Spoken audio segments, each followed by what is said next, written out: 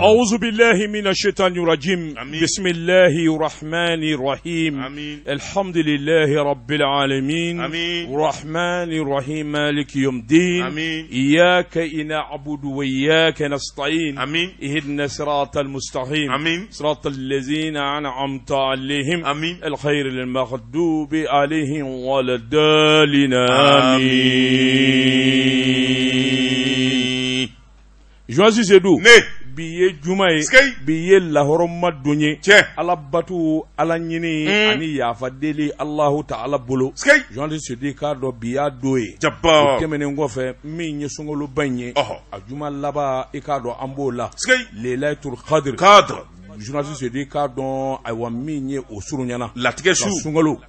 e ka do ka time amina anyuma ka bele jele sanango ka jeya ka kle e ka do journaliste se dit ka do ambo boloka latige shu minye sungalo le talaba mi nambo kono journaliste se dit ka do bato mineni teliali jurumu ya fali journaliste se dit ka do bi femi ni femi nyine Allahu ta'ala bolo journaliste se dit ka do ya wati amanyine Allahu ta'ala fe anye sali ani shuminu Waidun shudi kado ala kan jurumu Allah amba nyina Allahu ta'ala fe shuni salimi ani ala dele me anyo ke joni shudi kado ya rabbi ambisra fa minunya ala kan gisho amba nyini subhanahu wa ta'ala fe sema sa joni shedu ikado wuli ka joni chesire minu nanyo ke ala batu ani ala nyinina joni shudi kado sungolo bangono ya rabbi ala ka mina ana badunye ya rabbi ya rabbana anga jamana joni shudi kado ala ka anga jamana kishi ka anga jamana taga ala ka anga jamana kishi ala ka anga jamana tanga ala ka anga jamana yirwa yoni so dambo nyina Allah ta'ala fe yoni so de kaddo kaddalu kelendima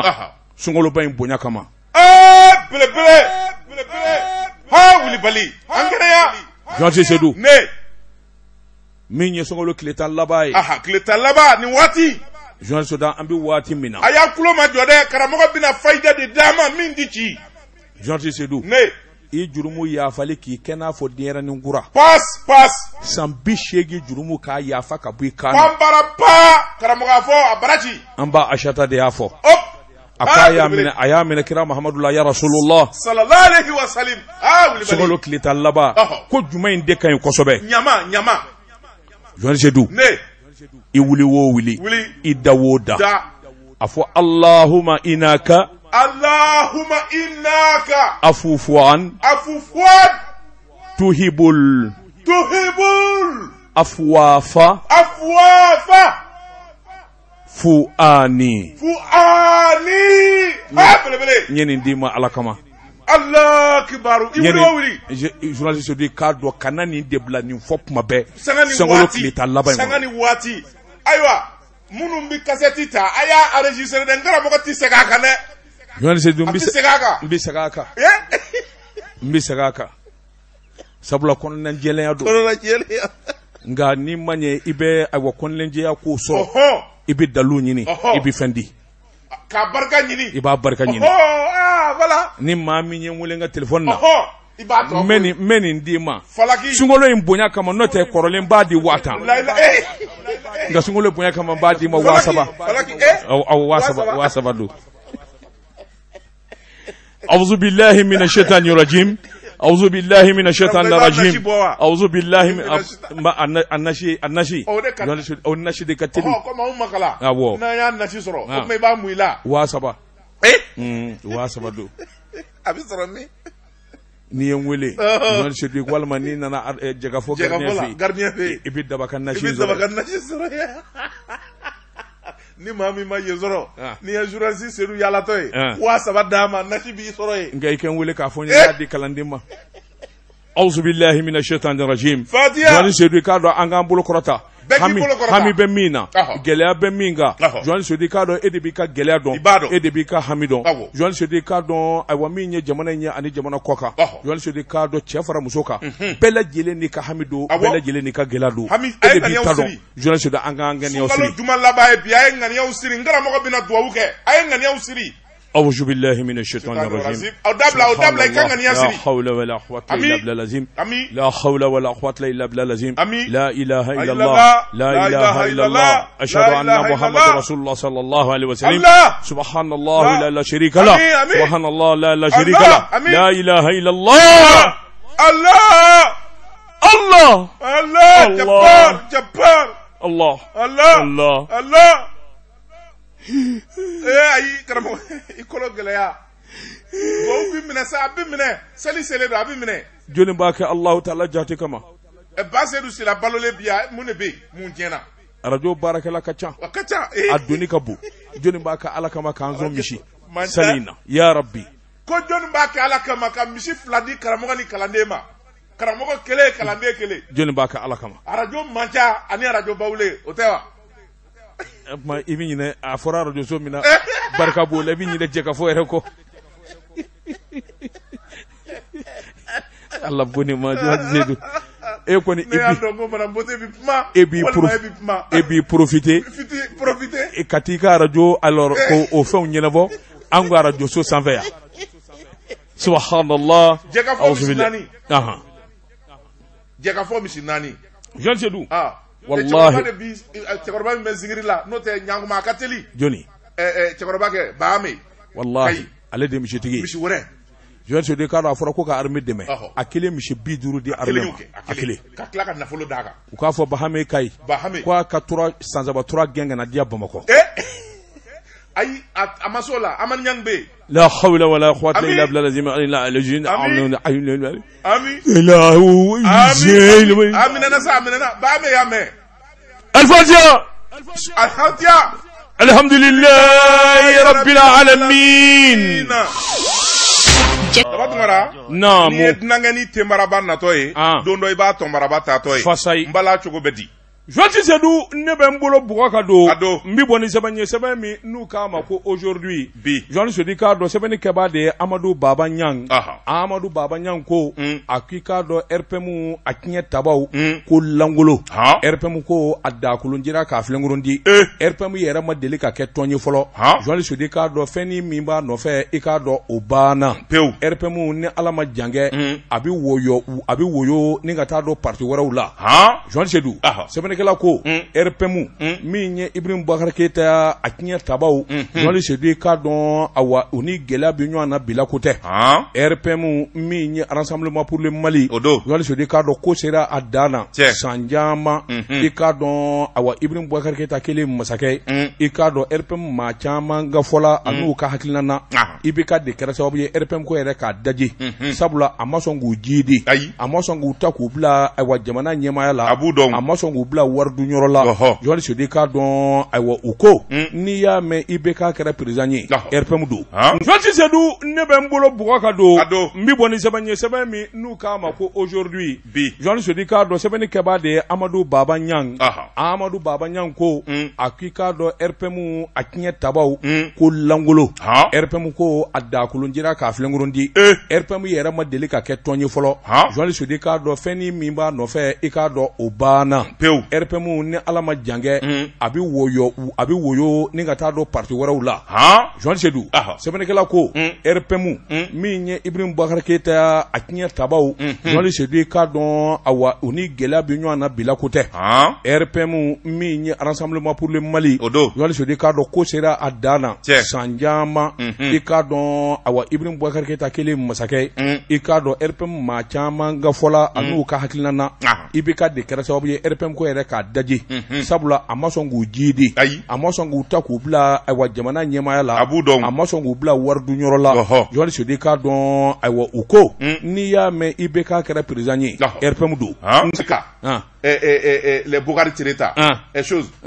Tienza mini accident que échangeur ça fait ça RPM député chama pour bolo nango manqueta nunu même vie ni ya me RPM député soro c'est ibeka Ibeka ka ke président Mali kono ma fo flana inde le 2013 président Mali do nyata okera là je suis d'accord c'est pas RPM il a été plébiscité merci ça okera nyana 2018 ngalo namara ça c'est RPM work mes mana mori bolo borokono segu ni wari bi mage baba mulai work ma bolo gawoni tomoktu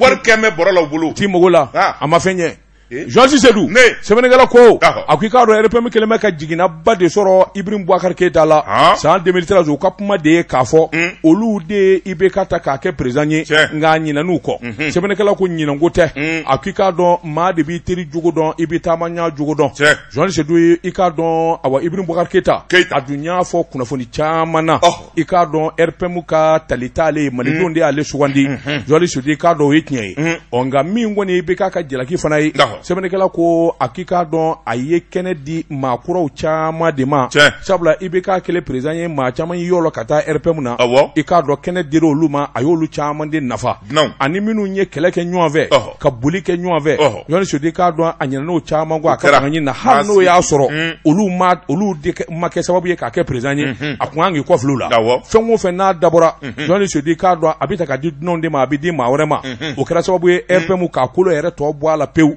Jean Sedou sɛbɛnnikɛla ko i k'a dɔn fanga bɔsili ani fanga dafirilen min filɛ RPM kɛra tɔn mangoyalenba ye o y'a sɔrɔ k'a fɔ koloba kun t'a la ka sababu k'a kolo a n'a ka manja ani tɔgɔ duman min b'a nɔfɛ o kun ye Ibrahim Boubacar Keita ye sɛbɛnnikɛla ko a k'i k'a dɔn cɛ kelen bɛ min ye Bokari Tereta ye jɔnguala kunungo Tereta ani bi Tereta Jean Sedou i k'a dɔn fɛn bɛɛ lajɛlen fɔra a ma fɛn bɛɛ lajɛlen dara a kan n'i y'a mɛn RPM yɛrɛ Bokari Tereta don k'a wuli ka jɔ ni cɛsiri kɛ k'a kɛ koloba kelen ye Jean Sedou i k'a dɔn maa wɛrɛ ka na olu k'a tɔnɔ sɔrɔ a b'a nɔ na Jean Sedou i k'a dɔn awa RPM ka fanga sɔrɔ Tereta ma fɛn sɔrɔ a b'a nɔ na Jean Sedou a ko nin bɛɛ lajɛlen y'a damatɛmana ye an bɛ donni minɛ ko bi RPM ko kɔni kɛra i k'a dɔn da sidɔn ye sabula i k'a dɔn maa minnu kɔni y'a cɛsiri kɛ minnu y'a wuli ka jɔ kɛ olu ma foyi den kelen sɔrɔ dunanw dunanw de nana Jean Sedou i k'a dɔn dunan minnu nana i k'a dɔn olu ka ɲɛ an'u ka ɲɛ t'a sɔrɔ denw ani awa IBK yɛrɛ nɔnamaw olu de kɛra sababu ye k'a dɔn maa o maa nana k'i ye dunan ye RPM na n'i kɛra minisiri walima i ye sanga sɔrɔ Jean Sedou i haka ja a ko i k'a dɔn nin bɛɛ lajɛlen ye IBK yɛrɛ somɔgɔw nɔ ye a ko bi ni se t'u ye bilen kuma da t'u bolo Jean Sedou i k'a dɔn RPM bi taa min a ko i k'a dɔn awa politiki nasiraw la Jean Sedou i k'a dɔn ko ka gɛlɛ fo k'a fɔ k'a to ten tɔ dɔw bɛ yen Jean Sedou i k'a dɔn maa kelen se k'a fɔ k'i ta ye tɔ ye o ye Adama ye c'est vrai maa si kelen se k'a fɔ ko e de ta ye Adama ye ça c'est une logique l'Adama appartient aux différentes sections merci section bɛɛ b'i ka responsabilité le RPM c'est IBK ni IBK tɛ RPM banna c'était ATT taara PDS sara ça je l'ai dit à son temps i y'o fɔ dɛ n y'a f'i ye n ko PDS ATT u bɛ ATT suma de la n'o bɔra don o don i y'a kuma mɛn bilen PDS sara pewu Jean Sedou ni Ala ma jangɛ ni Ala ma fara an kan URD n'u ma maa ɲɛnama sɔrɔ joona Soumaïla Cissé salen min filɛ nin URD ko banna Ala k'an kisi non c'est pas mon souhait je suis URD enfin je l'étais sabali sa wartigiw bɛ URD kɔnɔ halisa warti ko tɛ sa banaw bɛ il faut un leader il faut un leader charismatique n'o tɛ ka bɔ parti banna le seul parti aujourd'hui maa tɛ k'i disi gosi ni ne tɛ parti tɛ taama o ye Adama ye il faut être franc c'est vrai j'ai jamais soutenu l'Adama c'est vrai mais c'est le seul parti au Mali bɛɛ ka bɔ a la e ko maa si t'a la ko e de ye koloma ye n'e bɔra a la ko parti bɛ ci o tɛ Adama na o tɛ Adama na alors ko n'e bɔra ye ko parti bɛ ci o maa si tɛ Adama na bon les autres partis petits partis politiques fitinin minnu bɛ yen attention mais il y a l'ASMA CFP e ɲinɛna ça c'est pas un parti politique c'est un GIE si je le crois la hawla wala quwwata n'oublie pas il y a le PS Yelenkura de ton petit frère Amadou Koïta PS Yelenkura de qui de ton petit frère Amadou Koïta ah oui lui ça peut être un parti politique n'oublie pas aussi il y a le grand parti IDD Chema Iber Koulibaly oui tiɲɛta parti oui tiɲɛta parti n fa ye parti sigi a taara n yɛrɛ bɛ gɛrɛ a la waasa an ka tasuma ka mɛnɛ o ye tiɲɛta parti ye maa t'olu jate parti ye attention son président a été ministre plusieurs fois mais comment ministre ministre des affaires étrangères n kɛ n da don a la k'a ɲɛ f'i ye ministre des domaines ministre de la défense et des anciens combattants en prenant le sac de Karim Keita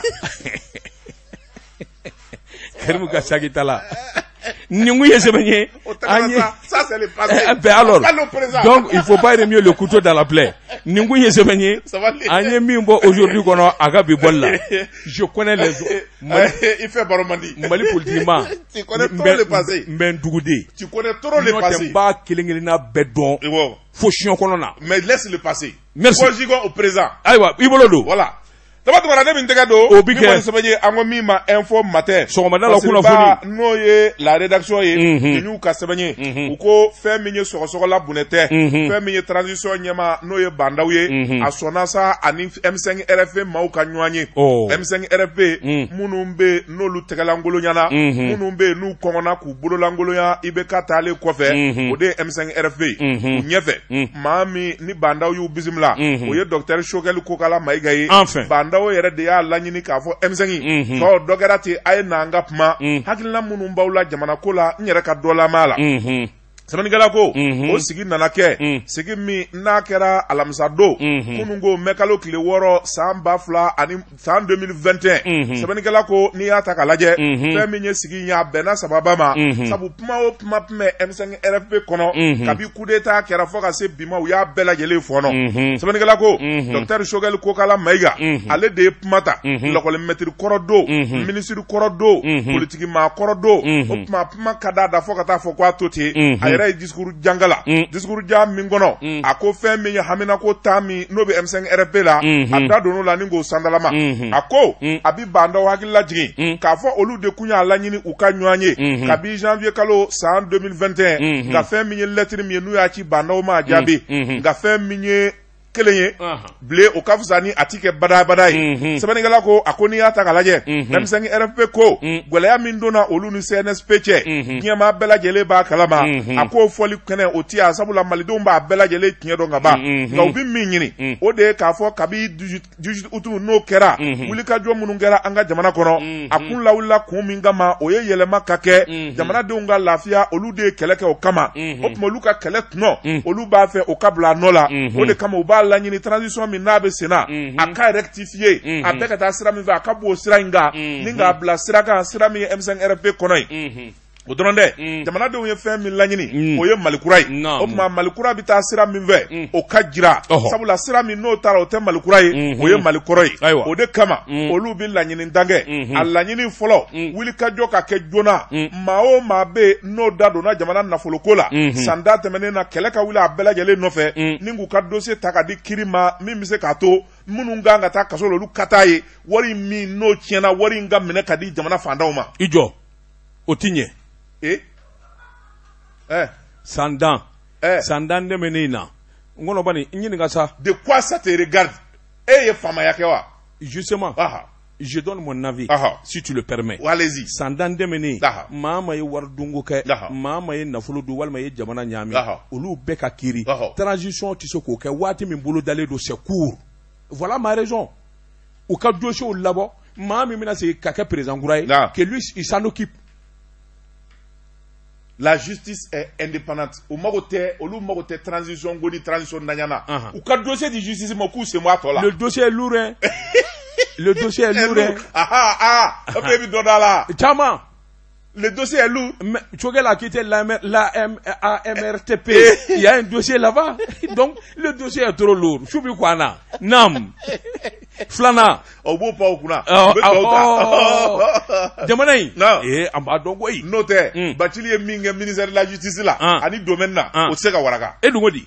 Otseka waraka de. Bon voilà. Akachande koi. Ako flana. Ako ni ataka laje. Mulika jo mununganga ke. Ma munu no lukera sababu ye munu ndamana. 10 juillet. Kata fara 12 juillet la. Ma munu zara opma wulika jo kake. Maoma dabala maoma nobala. Abela jele kamine. Munu ngara sababu ye kajamana bisi baza. Kachake daou dafri. Kwa beka mine ningu jije. Namu.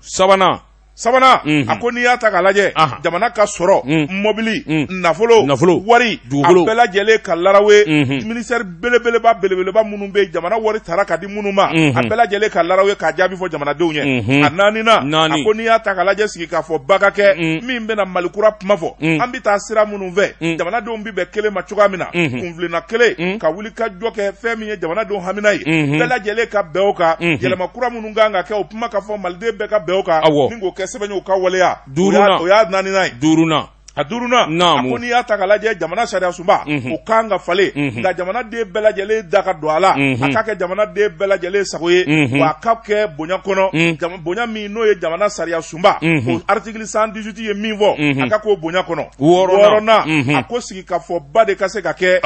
walasa fɛn min accord min n'o tigɛ bilala o ka lakuraya kuma minnu fɔlen b'a kɔnɔ n'o ti bɛn jamanadenw ma o kuma ninnu bɛɛ lajɛlen ka salo ka bɔ a la min bɛ se ka kɛ o ka yira jamanadenw na wolonwula ko n'i y'a ta ka lajɛ jɛkulu kɛrɛnkɛrɛnnen dɔ ka sigi kalafili kama k'o de ma organe unique organe unique ale de bɛna wuli ka jɔ kɛ ni ka kalafili kuma fɔ o wolonwula kɔnɔ ko bandaw kana ɲɛnɛ a ka gouvernement ci po ka maa wɛrɛw don a la CNT n'o ye jaw ka yɔrɔ ye a k'o fɛnɛ ci po ni ka maa wɛrɛw don a la o tuma n'o kɛra fɛn min ye jamanadenw ye o hakili bɛ sigi taafa ɲuman bi dɔn a ko n'i y'a ta ka lajɛ fɛn min ye laɲini wɛrɛ ye o bɛ yen n'o ye laɲini kɔnɔntɔnnan ye a ko n'i y'a ta ka lajɛ wuli ka jɔ minnu bɛ senna minnu bɛ wuli bi k'u b'u ŋaniya jira polisiw bɛ gazi fuluka k'u bali a ko f'u ka sɔrɔ o danna sabu mali ye jɛmu fanga ye bɛɛ lajɛlen k'i sago kɛ a tanna a ko n'i y'a ta k'a lajɛ fɛn min ye sigikafɔ ye ani baaraw ka kɛ min bɛ se k'a to lakana ka na jamana fanda naani bɛɛ lajɛlen fɛ jamanadenw mago bɛ fɛn min na services sociaux de base ji courant dunkafa o ka sabati a ko n'i y'a ta k'a lajɛ transition kunna kalo 18 ko bandaw k'i hakili to a la miniti kelen t'i yɛlɛ a kan ni kalo 18 sera a ka jigin ka bɔ kuluba ka taa a ka foro la retourner au champ o ɲɛna Joanti Seydou Choguel Mayiga ye maa surpris a ɲinɛna ko la kumaba kɔ maa minnu kɛra sababu ye i bɛ k'a ka bi minnu zara olu to a ma fɔ a fɛ ça je suis désolé a y'o fɔ a y'a mɔn de mais non a ko les victimes de la crise a y'o fɔ les victimes de la crise. Mise en œuvre de véritables poursuites contre les commanditaires, auteurs et complices des tueries et exactions contre les victimes de la crise. Oye minu nyake, nga minu ni minu zara minga nga kuye sisa ufora wa. Ben voilà. Et ben voilà le problème. Je dis je nous ne bengele ku. Chama lujurale do. M5 matolu laje. Kuma te ka fenguye. An jengele nu. E nyina ngere. An bolokele nu. An nyekele nu. O caman de debu la aka association jama chara a be dungo tugo voilà ni président yɛrɛ ma jija ma kuraw minnu bɛ olu ka teli sa u bɛna gun ka bɔ ye dɛ ne y'a f'u ye dɛ emisɛn ko in daminɛ ye n ko maa ye i kɛra lujuratɔ ye ko la n'ala ma fari ka i kungo b'i bolo a ma jɔ u ko n tɛ emisɛn fɛ k'o de don mais je savais que ça allait venir olu ka droit et alors an'u ka denbayaw ka droit o kuma kan ka fɔ o kan ka fɔ o ma fɔ Joanti ne bɛ n kele ku waati koro kama n bɛ bɔ ni sɛbɛn ye sɛbɛn min n'u k'a ma nouvelle horizon ɲɛdankura Joanti Sedi k'a dɔn wulikajɔ ani cɛsiri min ye arasa ye nagama ani duga jaabi Joanti Sedi k'a dɔn arasa ta bɛ ɲini ka kɛ dakan ye sabula i k'a dɔn grand dossier min ɲini ka arasa da don kuma na a k'i k'a dɔn ayiwa min ye kununko fana ye 5e arrondissement policiso Joanti Sedi k'a dɔn olu taara arasa minɛ i k'a dɔn su bɛ tigɛ waati min a bɛra k'a ka mɔni galama sɛmɛ Joanti Sedi k'a dɔn polisiw nanu jɔ ten gami fan bi kɔ sɛbɛnnikɛla ko yalima ayiwa syndicat bolo fila min bɛɛ n'o ye magistraw ye i k'a dɔn Samu ani Silima olu ye a ti fɔ ten Samu ni Silima to a fɔli bi maa don kaso la i b'a fɔ Samu ni Silima olu ye fila tɔgɔw ye Samu ni Silima a bɛ faamu a b'o de f'u ma komi aw ye kasolamaw ye anw kɔni tabari anw b'a fɔ Sam ani Silima ayiwa magistrat a tulo b'a la jaja n'a y'a mɛn dugu kɔnɔ ko Samu ni Silima o kama aw de ma dɛ kabini kelen magistrat a tulo bɛ ka o y'u kɛrɛmatigɛ to a tɛ se ka fɔ b'a fɔ n dɔrɔnna kuluni o ti f'u ma dɛ n'i y'o fɔ o b'u dimi b'a fɔ Samu ni Silima Samu ni Silima Joanti Seydou sɛbɛnnikɛla ko min ye arasa ye i k'a dɔn polisiw kɔni nana i k'a dɔn k'a dɛmɛ fo i k'a dɔn 5e arrondissement policiso la i k'a dɔn yankadi ye ɲɛ jama lahulata min b'a nɔfɛ a jama kɔni tɛ se ka k'anw sigilen ɲɛna fitiri e ko caman ma taa fitiri sali policiso daladen nin jama lahulata polisiw laban kamana ganna olu laban bɔra de ka gazi kɛ fa bɛɛ lajɛlen ka bow Joanti Sedi k'a dɔn jama ka sɔrɔ ka yɛrɛ kɛ min ye CDR ɲɛmaa ye Rasu Bash Joanti Sedi k'a dɔn polisiw kɔni y'a wele i k'a dɔn o yɔrɔnin bɛɛ a ka sɔrɔ nɔba maître Kasumu Tapo o ko k'a ti si wa a ti to yan Joanti Sedi k'a dɔn u mago min b'a la o y'a ɲininka ɲininkali ɲininkali in kɔni bannen arasa segira a taara si a ka so sɛbɛnnikɛla ko in yalima maa nin ko bɛ taa laban min na maa y'o dɔn wa cɛ dun bɔra ka kalo 4 de kɛ kaso datugulen la Jɔnni Sodi k'a dɔn minnu fana wulilen b'a nɔfɛ n'o ye n'o ye Sam ani Silima ye kana na nɛgɛ kɛ n da don kuma na dɛ n ye jeli ye Jɔnni Sodi i k'a dɔn yalima olu kelen bɛ ka mankan min wuli a nɔfɛ o fɔlɔkɔ tɔ don wa ɲininkali to min bɛɛ sɛbɛnnikɛla ko arasa kɔni fana ye maa ye a tɛ siran i k'a dɔn a jijalen bɛ Jɔnni Sodi i k'a dɔn a wa kamalen min don i b'a kunkolo tigɛ ka bɔ a k'a da la i k'a dɔn a dala k'a tɛ fili nin kun ye sɛbɛn ye an ye min bɔ Nouvelle Horizon kɔnɔ ɲɛdankura daba tuma ne bɛ n tɛgɛ don o bi kɛ kɔni sɛbɛn ye an ko min ma indépendant Masiriba n'o ye Yusufu Kamara ye nin y'a ka sɛbɛn ye Yusufu Kamara ko hôpital Gabriel Touré dɔgɔtɔrɔw u diminen bɛ tile 2 u b'o bɔ bi u ti baara kɛ bɛɛ lajɛlen murutilen bɛ ka banabaatɔw kɔni d'u yɛrɛ kolo la morgue bi fa cogo min a bi fa a ko n'i y'a ta k'a lajɛ docteur mi Gabriel Touré baarakɛlaw n'o ye dɔgɔtɔrɔw y'u ka nin gɛlɛ a kun tɛ dɔwɛrɛ ye u ka ɲɛmaa min bɛ n'o ye directeur général ye docteur Ablaye Sanogo ko conseil de ministre y'a wuli ka bɔ a nɔ la ka maa min bila a nɔ la o fana ye dɔgɔtɔrɔ ye nka o ye sɔrɔdasi ye min ye colonel ye o de ma bɛn hôpital Gabriel Touré baarakɛlaw ma sɛbɛnnikɛla ko a ko docteur Ablaye Sanogo ale wulili ka bɔ yen ka médecin colonel Musa Sidibe bila ye nin kuma kɔni jɛyalen bɛ bi fɔ ka taa fɔ k'a to ten sabula hôpital Gabriel Touré baarakɛlaw yɛrɛ sɛlila baara la alamisa don ani bi sɔgɔmada na fɛn min ye baarakɛlaw ye ka t'u jɔ dɔgɔtɔrɔso da la a n'a kuru kɔnɔ an di baara kɛ banabaatɔw dalen bɛ se t'u ye jigiya t'u ye ni k'u fililen t'u disi kan dɔgɔtɔrɔw y'o kɛ koyi n'i y'o mɛn tubabukan na a bɛ fɔ o de ma sitting sɛbɛnnikɛla ko u ka sitting a kun tɛ dɔwɛrɛ ye directeur kɔrɔ n'o ye Ablaye Sanogo ye k'u b'o senkɔrɔma don do sabula u y'a jira k'a fɔ Ablaye bɛna waati min na dɔgɔtɔrɔso kun dalen b'a disi kan pi baarakɛlaw ka prime u ka hakɛ n'u ka sara bɛɛ lajɛlen kun balannen bɛ a y'o ɲɛnabɔ o dɔrɔn dɛ a nalen ye maa kuraw ta a ye minnu dɛmɛ u ka sarako la maa 80 bɛ yen minnu ka situation kun balannen bɛ k'a ye nin bɛɛ lajɛlen ka situation régulariser ni ka sara d'u ma o dɔrɔn dɛ hôpital kun nɔgɔlen bɛ k'a fura k'a jɛ ni nana i ka se ka nisɔndiya directeur général kɔrɔ n'o ye Ablaye Sanogo ye k'a y'o kɛ sɛbɛnnikɛla ko a ko n'i y'a ta k'a lajɛ fɛn min ye DG ye a ye wuli ka jɔ kɛ hali waati laban ninnu na wari dɔ bɛ yen n'o ye 1,50 ye a y'o ta k'o don li ani minɛnw na min bɛ se k'a to banabaatɔw ka se ka lafiya cogo min na o tuma munna olu ka directeur ye a bɛ wuli ka bɔ yen u y'a jira k'a fɔ u ti diɲɛ n'a ye jamanakuntigi n'o ye Bandaw ye premier ministre n'o ye Mokhtar Wani ye an di sɔn an ka directeur ti wuli ka bɔ yen o tuma a y'a to a nɔ la maa kura min n'o bilara a nɔ la n'o ye médecin colonel ye n'o ye Musa Sidibe an t'a fɛ bi an t'a fɛ sini an t'a fɛ k'a ye an t'a dɔn wa an t'a ɲini k'a dɔn awɔ persona non grata directeur kura o tɛ colonel de ye n ko ko bɛ colonel de bolo Gabriel Touré baarakɛla a bɛɛ to ka sabali ko ye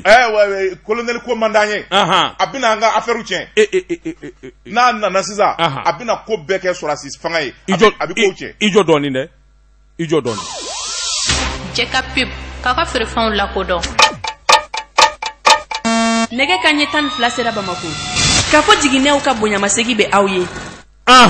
sɛbɛnnikɛla ko a ko n'i y'a ta k'a lajɛ Gabriel Touré baarakɛlaw n'u bɔlen bɛ nka maa b'i yɛrɛ ɲininka min na yala nafa jumɛn bɛ n'u ma min fɔ n'u tun b'o sɔrɔ directeur kɔrɔ bolo n'o ti sɔrɔ directeur kura bolo u ɲɛ b'o yelen na sɛbɛnnikɛla ko a ko n'i ye jamanadenw ta k'a lajɛ olu de bɛ kule k'a bɔ sanga ni waati ni Gabriel Touré in na don o don mankan de bɛ Gabriel Touré in na ala ni baarakɛlaw ka kolokala an'u ka dannajuguya wa fɛn min ye syndicat sira fɛ maa caman bɛ yen minnu donnen bɛ ko in jukɔrɔ ni k'a tɔ wusu sabula directeur kɔrɔ min bɛ ani syndicat da tun bɛ file kelen de la u b'u ta sɔrɔ cogoya min na a lɛni walasa ale ka se ka to a nɔ la maa caman y'a jira k'a fɔ o gɛlɛya de fana kɛlen bɛ sababu ye fo ka baarakɛlaw sɛbɛkɔrɔ dimi sɛbɛnnikɛla ko a ko maa min mana ba a ma baara daminɛ ba aw bɛ se k'o fiɲɛ fɔ cogoya jumɛn na a t'a fiɲɛ yɛrɛ n'a jɛya dɔn nka n'i ye bolokɔni kɔni balanen nɛn ni ɲɔgɔn cɛ ni tulu tɛ kɔgɔ bɛ dɔ de kɛlen bɛ k'u kɔnɔ suruku u kɔnɔ surukulen don cɛ min nana service baara y'o de ye o dɔ bɛ to yen dɔ bɛ bɔ dɔ bɛ na dɔ bɛ bɔ dɔ bɛ na aw k'a banba fanga k'a fɔ ko nin ka bɔ yen ko maa kura bɛ na ko aw k'a fɔ k'o tɛ sigi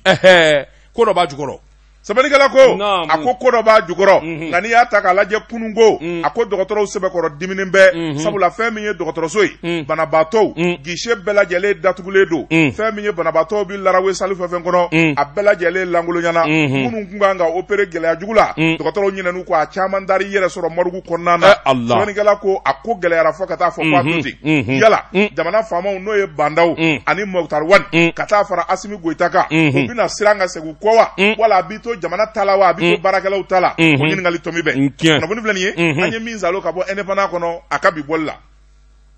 Joël Seydou n bɛ n bolo bugɔ ka don n bɛ bɔ ni sɛbɛn min n'u k'a ma la révélation Joël Seydou k'a dɔn ko dogolenw k'u da kɛnɛ kan ɲuman kɛli o de bɛ kɛ sababu ye Joël Seydou k'a dɔn hakaja min ye ayiwa hadamadenya ye a ka kɛ sababa ye ɲumankɛla fila Joël Seydou k'a dɔn ɲumankɛla fɔlɔ i k'a dɔn sunkaloba in na o de ye ayiwa jɛrɛjɛkulu politique tɔn min bɛ n'u k'a ma ko bɛnkan min ye n k'i ɲininka Seydou Mamadu Kulubali i k'a dɔn a ye welewele da kɛ dɔnnikɛla kibarumaw la Joël Seydou k'a dɔn u ka ɲɔgɔn sɔrɔ DFA communication na u ka taa su tigɛ ɲɔgɔn fɛ awɔ. C'était le patron de la presse. Tu faisais pas partie. Moi, je suis patron de presse. Ah ouais? Je suis président d'un groupe de presse. On dit qu'il y a des kuma nunu de i ka ko juguya. Aïe, ka ko juguya cogodi. I ka ni kuma nunu de. Ibolokuru. Ayiwa. Kele. Radio Faso Ɲɛta. Fila. Radio La Voix de Bozovala. Saba. Radio Baoulé. Nani. Initiative Communication. Mais justement, toutes ces radios-là dont tu parles, c'est des petites radios qui dépassent pas 3 personnes. Mais non, mais écoute là, tu me fais chier là. Excusez-moi du terme. Mais tu m'énerves. Mais non, mais tu m'énerves. Bozovala de radio mindi boyaka e goudron dasoro. Mais tu nous emmerdes. Je disais nous. C'est mon gars ko.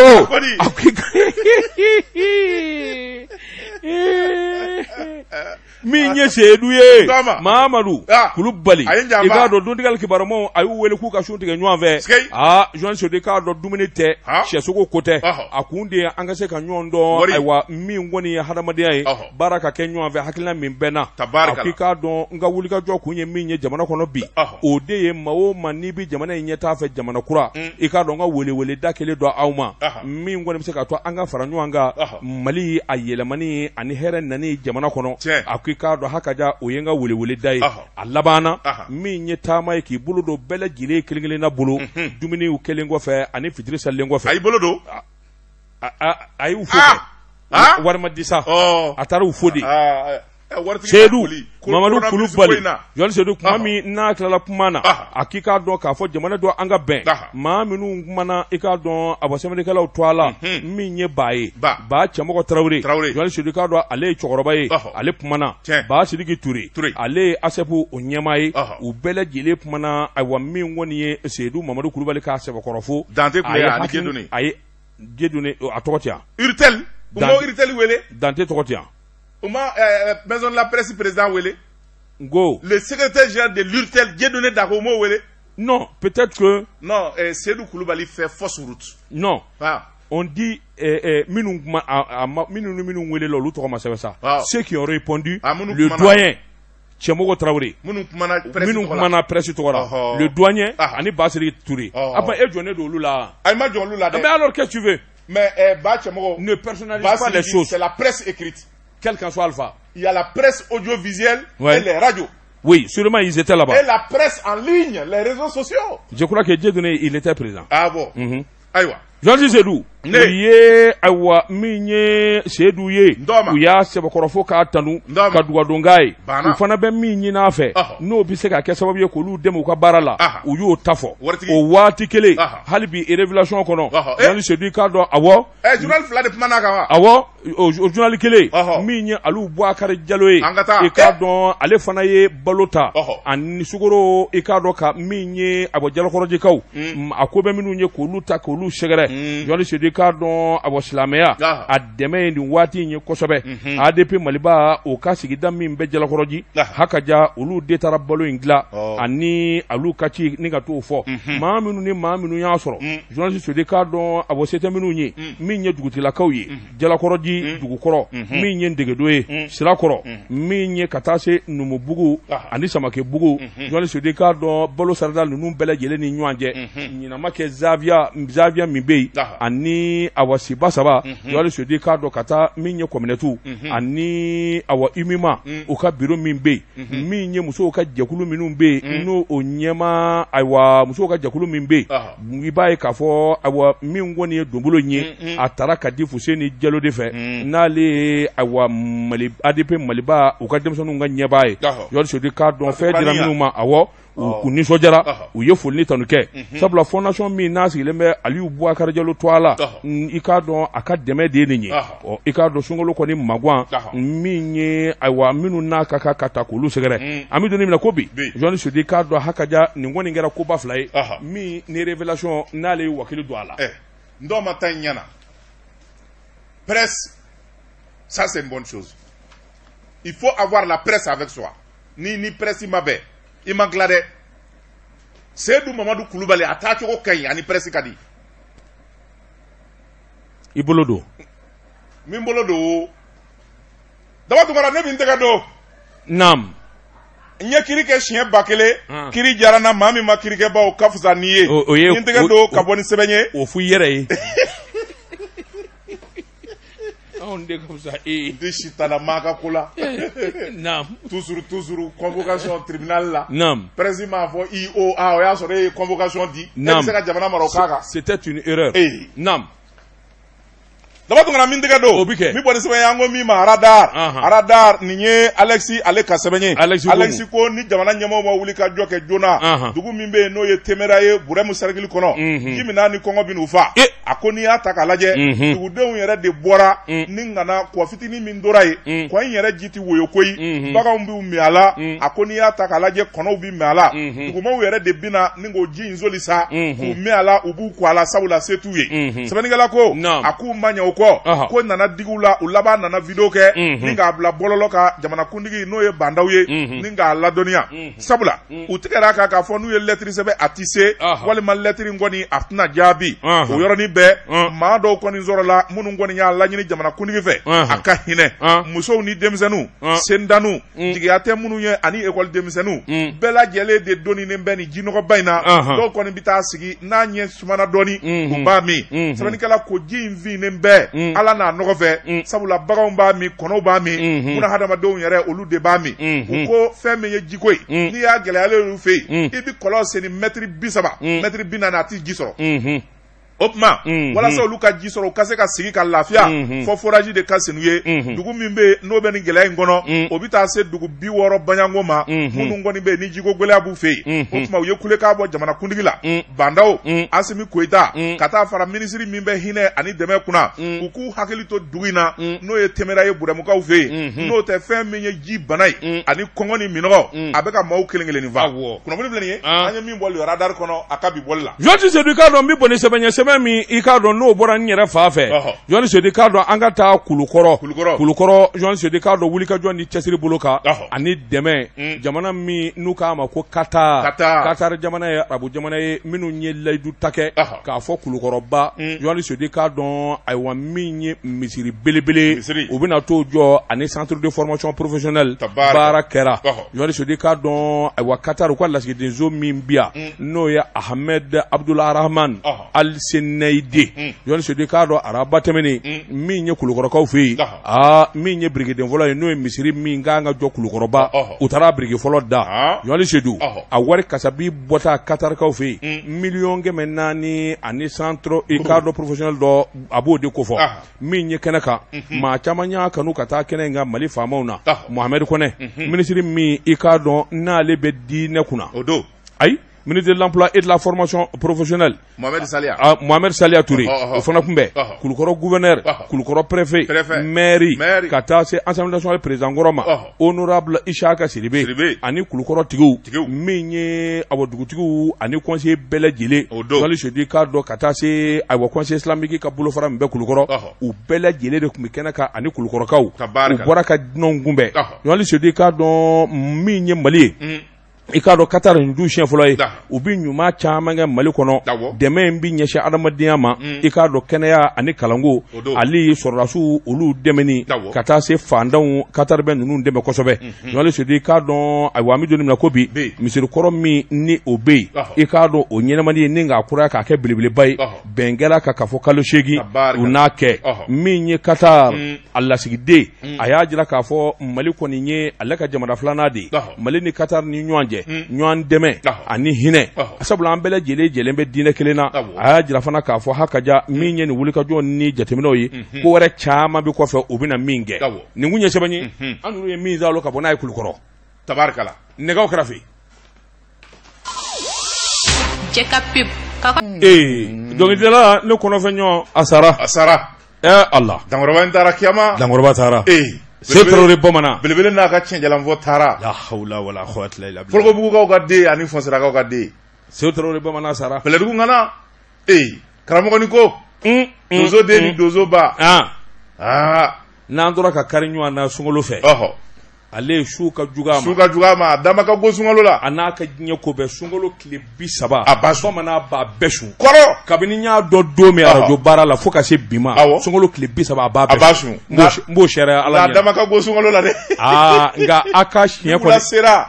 a ka siɲɛ ta k'a to nin baara in na o yɔrɔnin kelen ala ka hinɛ na n bala cogo bɛ di Dabato ngana ne bin tɛgɛ don mi bɔ ni sɛbɛn ye an ko min ma le triomphe du Mali Mali ka se Badu Escobar nin y'a ka sɛbɛn ye Badu ko mun de bunɛ binna nin du in kɔnɔ a ko fɛn min ye cakɛda min bɛ yen n'o ye Jabali Transit ye Jabali Transit a tigi sigiyɔrɔ bɛnnen bɛ Yirimajɔ Zɛrini kɔnɔna de ma fɛn min ye sitana ye nin sunkaloba in na o donna ni denkɛ ni ɲɔgɔn cɛ denkɛ yɛrɛ san 15 wariko gɛlɛya o de donn'u ni ɲɔgɔn cɛ a labanna dusu y'a kɛɲɛ a ye marifa ci denkɛ la koyi Allahu akbar asara a bɛ saya ni balo cɛ subhanallahi sɛbɛnnikɛla ko a ye kojugu kɛ a ko n'i y'a ta k'a lajɛ maa kun tɛ se k'a miiri k'a fɔ nin bɛ se ka nin cɛ in sɔrɔ cɛ in a to a bɛ dogo la a ko fɛn min ye cakɛda min bɛ yen n'o ye Jabali Transit o promoteur de don fɛn min kɔni ye nin cɛ in ye bɛɛ lajɛlen y'a dɔn sigida la k'a fɔ a ka denbaya bɛ lafiya la muso denw denmisɛnninw a bɛ bɛɛ lajɛlen de fɛ a bɛ bɛɛ lajɛlen de ladon ka ɲa sɛbɛnnikɛla ko hali sigida la bɛɛ lajɛlen y'a dɔn k'a fɔ fɛn min ye nin cɛ in ye a ka ɲumanya a ti k'a maa si la a ye bɛɛ lajɛlen kɛ kelen ye kuma gɛlɛn da fɛ a ka kuma man diya sɛbɛnnikɛla ko a ko nka min tɛmɛna a n'a denkɛ ni ɲɔgɔn cɛ i b'a fɔ ko filimu sabula a ko n'i y'a ta k'a lajɛ fɛn min ye mɛkalo tile 5 tɛmɛnen a ko 1h du matin waati dugu yɛrɛ tilali kuma dɔ nana ta a n'a denkɛ ni ɲɔgɔn cɛ u ka kuma nana sago sago ɲɔgɔn kan a ye denkɛ wele ka denkɛ jalaki sabula ale bi baara kɛ nafolo min na miliyɔn 5 tunna miliyɔn 5 tunna o tunna k'a sɔrɔ ale tiya ale dun ye ko bɛɛ latɛmɛ denkɛ ma a ko n'i y'a ta k'a lajɛ a ko denkɛ ma o tuma nafolo kɛse min n'i y'a kɛ nin ti ɲɛ ale ye denkɛ min tɛngɛlɛ i n'a fɔ fa b'a tɛngɛlɛ cogo min o fɔlen denkɛ ye a jamanen don fiɲɛ b'a nun na denkɛ fɛnɛ ale y'i ta juguya ni fa ta ye awɔ nin ti kɛ ne na ne ti jɛn ni nin ye n'i ye nin fɔ ne ma n b'a kɛ tan n b'a don tan fa ko ne ma n kɔnɔ fa ko n kɔnɔ a taara ka armoire dayɛlɛ marifa min b'a bolo sɛtiku don a ye marifa labɔ denkɛ bɛ jama jama na halisa fa b'i ŋaɲaki fa ye marifa lajɛ n'a ko low pop buɛ denkɛ ye kulekan bɔ a ko tuguni ko low moriya ba y'a bolo da kun ka kule a ko tuguni ko low ala du bɛ fa dɛ a ye marifa minɛ a la ɲamaden i bɛ ne dala min na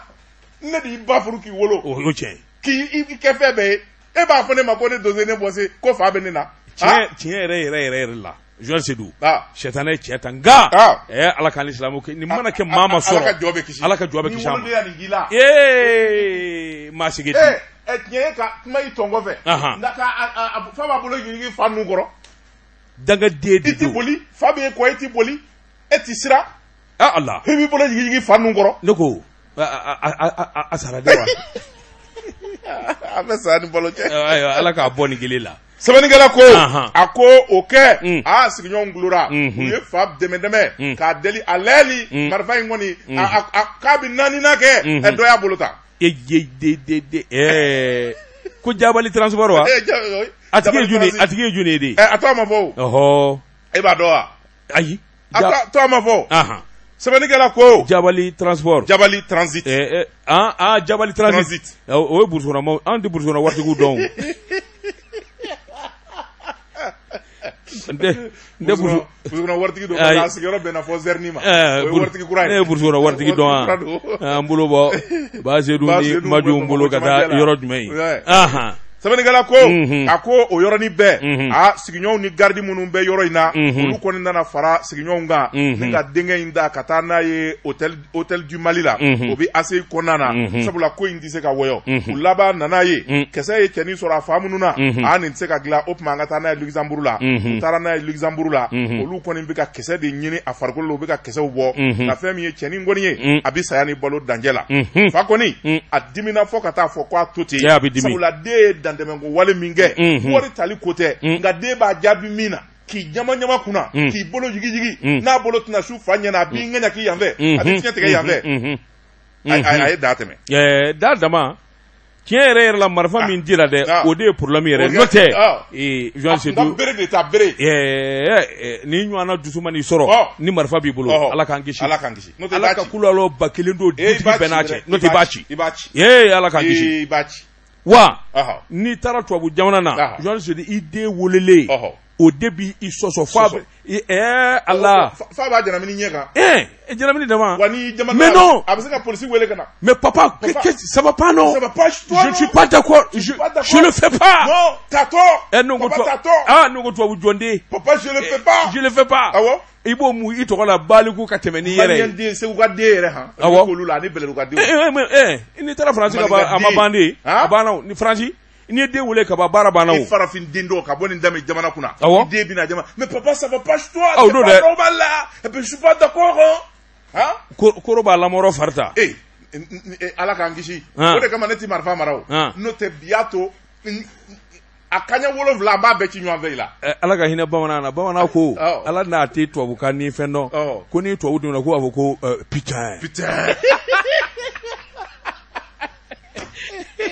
Ala sale i t'a to yen Ala ka hinɛ ko ni tubabu donna ko putain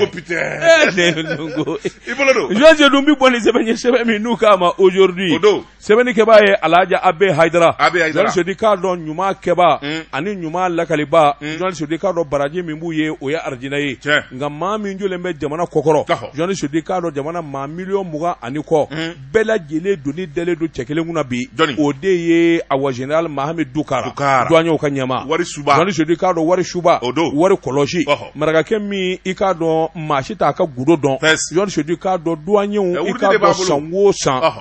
jamana ka gɛlɛ min ye douanier so caman datugulen bɛ san o san dɔ bɛ fara a kan ɲinan da kana bɔ ka bi dɛ miliyari 12 maa min y'o yɛlɛ a kan tuguni la hawla wala quwata miliyɔn wa miliyari n ko wuruti bɛ maa min bolo sa Jean Seydou uruwane b'a bolo sɛbɛnnikɛla ko a ko Mahamid Dukara i k'a dɔn nin jɛ in maa t'a kɔnɔ ko dɔn Jean Seydou k'a dɔn a ka kuma man jan baarafin Jean Seydou k'a dɔn a bɛrɛta jamana denw dun bɛ ɲini k'a dɔn a ye koyi sabula ni hakili b'a la waati la minisiri min n'a bɛ nafolo kunna o y'a tanu douanier muso minnu bɛ yen walima cɛ minnu ye douanier n'u musow bɛ yen olu de nana fara ɲɔgɔn kan min ye wulikajɔ ye ka Mahamid tanu Jean Seydou sɛbɛnnikɛla ko a ko i k'a dɔn nin jɛ in ɲɔgɔn na man jan jamana kɔnɔ i k'a dɔn awɔ i ka maa sɔrɔ foroba baara kunna nafolo kunna min kɔni don o don ale bɛ ɲɛtaa de ɲini a ko Mahamid Dukara don Jean Seydou k'a dɔn a ka nin wulikajɔ ni cɛsiri n'a ɲɔgɔnna damadɔ kɛra cɛ 4 cɛ 5 Mali kɔnɔ i k'a dɔn an bɛ gɛlɛya min kɔnɔ a bɛ duga a ko ayiwa min ye jamanadenw ka sara ye ani jamana ka nafoloko a caman bɛ bɔ wagane min kɔnɔ Mahamid Dukara ale ka baara don Jean Seydou k'a dɔn damako ma diɲɛsɛgɛ 4 jamanaw i k'a dɔn ayiwa minnu ye ba ɲumankɛw ye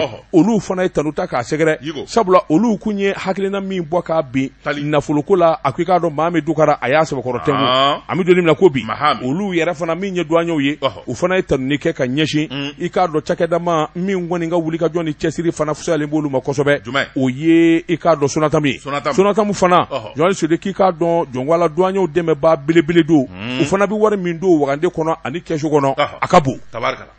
nin bɛɛ maa min nin bɛɛ nin bɛɛ a kelen ye dɛ maa min n'est pas connu c'est ça son problème mais il veut pas ni dɔnna ɲɔgɔn sedu n'a nana dɔ maraka gere do a gawa do a ɲɛma yɛlɛ a ka t'o la wala n'a ɲɛ yɛlɛla b'anw yɔrɔ ɲini jamais Bamako yira la ayi a ka ɲi parce que aw ka nin gawa bɔlen do burusi kɔnɔ ka na aw ka nin Facebook ninnu ni a ti foyi dɔn ni wariko tɛ aw ka nin Facebook ni fɛnw n'o tɛ n'a ye contrat ni ne ma sisan y'a photo dilan k'a cɛɲa k'a bila bɔlɔlɔ ka fa bɛɛ fɛ i y'a ye wa bɛɛ bɛ girin a kan c'est ce que vous voulez a t'o kɛ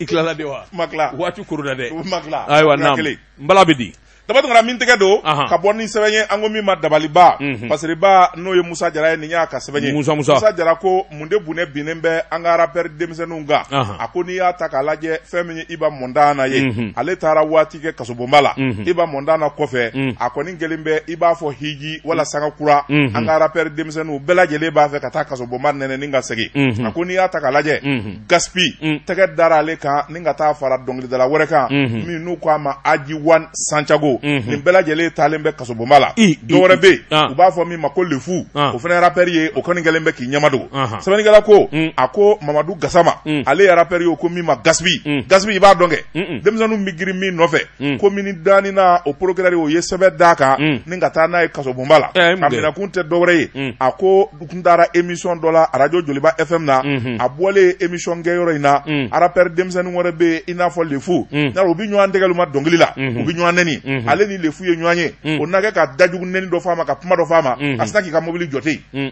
ka bɔ ka na Lefu kɔli minɛ u b'u jamajama ɲɔgɔn kunna u b'u jigijigi yan fɛ u bɛ koro fili ɲɔgɔn ma sɛbɛnnikɛla ko munafiki minnu bɛ yen anw ka maaw réseaux sociaux an y'a filmé a filmé k'a bila page Facebook kan k'a cɛri fa bɛɛ lajɛlen fɛ bɛɛ k'a ye procureur de nana to a sigilen a communicatif bureau kɔnɔ a ye vidéo in sɔrɔ vidéo in sɔrɔlen a ko nin bɛ se ka ɲɛ jamana kɔnɔ cogo jumɛn na o yɔrɔnin bɛɛ a ye ci bila 14e policiers ma a ye taa nin cɛ fila minɛ ka na n'a ye n k'u ɲininka sɛbɛnnikɛla ko a ko fɛn min ye Lefu ye ale kɔni ale y'a boli kɔni a y'o fusaya ni sigi ye nka dɔwɛrɛ min bɛ yen n'o ye Gaspi ye u taara ale sigilen minɛ gwɛrɛ ka na n'a ye ni k'a jira commissaire la a jiralen commissaire la o ko o tuma o yɔrɔnin bɛɛ k'a ɲininka dalakan na ka PV d'a kan k'a bila ka taa kasobonba la n'i y'a mɛn trouble ani voie de fait ani ka kɛlɛ wuli ka siraba ɲami ka kɛlɛ kɛ jamana kɔnɔ kɛnɛ ka bɛɛ ɲɛna a ko a ɲangilen bɛ o de la o tuma ale bɛ taa fara maa min ka kaso la o ye Ajiwani ye ale min fana minɛna dɔrɔgu ko affaire la kunnafoni bɛ nin ye an ye min salo ka bɔ dabaliba kɔnɔ a ka bi bɔli la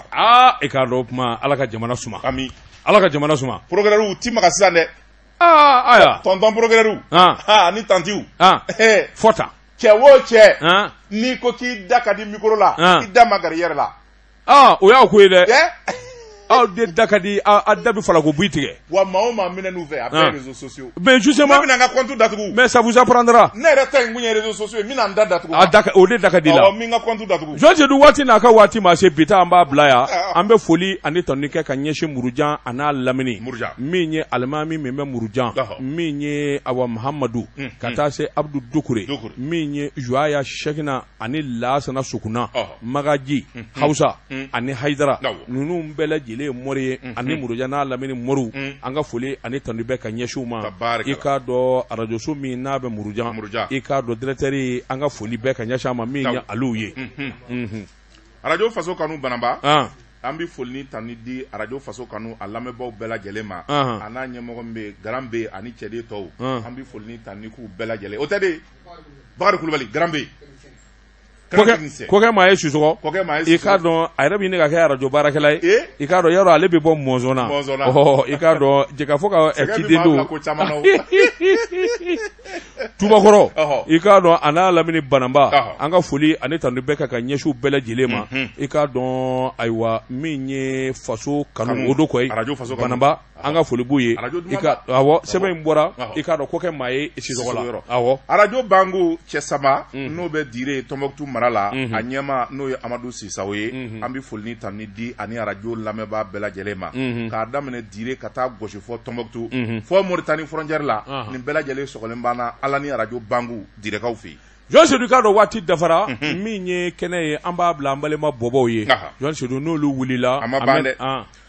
société baramuso ko k'a da bɛɛ lajɛlen kulo kan k'a f'u mago bɛ hôtesse cɛman ni musoman na minnu bɛ se ka moto boli o tuma u ka produit kura dɔw bɔlen bɛ u bɛna yaala ni ka na o di jamanadenw ma o tuma ni maa min b'a fɛ ka na i sen don a la i bɛna n'i ka carte d'identité photo ye ani ka numéro de téléphone walima i bɛ weleli kɛ 76 45 58 57 72 56 77 32 walima 79 07 17 83 ni ye talikura di yawo Jean Sodika don foli laban an n'o kɛ ka ɲɛsin monsieur le maire ma Jara Jara Mugula Jara Jara n terikɛ don terikɛ b'an goto la dɛ Jara Jara awɔ Mundugula Moribabugu ni maa min bɛ Jara Jara dɔn ko daba tunkara ko k'a ni tile k'an famana kojugu ko journaliste Seydou ko a yɛrɛ ni tile k'a ni karamɔgɔ ni kalanden famana ne n'a ma fama kosɛbɛ ayiwa baasi n ka foli fɔ a ye kosɛbɛ ne n'a ni ɲɔgɔn cɛ a ti tɛmɛ kunɲɔgɔn kelen kan waati e ko a ma sago an fɛ yan Jara journaliste Seydou k'a dɔn waati sagora min ye surɔfanatiw ma dusu na nɛgɛ ɲɛ 20 bɛ kɛ nin gafe kelen kan e k'a dɔn nɛgɛ ɲɛ kolo gansan Usaz Bare e k'a dɔn zikiri dumanw ani e k'a dɔn wajulu dumanw ale bɛna e k'a dɔn i sigi fo ka taa fɔ a wasuguri dunna maa min bolo tun bɛ nɛgɛ la Ahmed Jakite Flasir Manja muso fila cɛ il est dégalant aussi oui attention bravo mes félicitations mais il vient après Djibi et Benson ils sont tous des galants comme mon karamɔgɔ qui ça toi ah non moi je suis quatre galants mi fuck ça Johnny Joe c'est quoi ka flani c'est quoi abana Joe wɛrɛ c'est quoi ka flani kun il est combien galon allez un galon Saram allez se flakoro affaire ka bon dɛ j'ai donné tamanywa do atise flakoro kele eta no na kele me ka do mara kai dobia affaire ka bon dɛ foi tabolo Ahmed Jakite ka do waati dafara manata waati sera min ye journaliste Seydou Daba Tunkara wa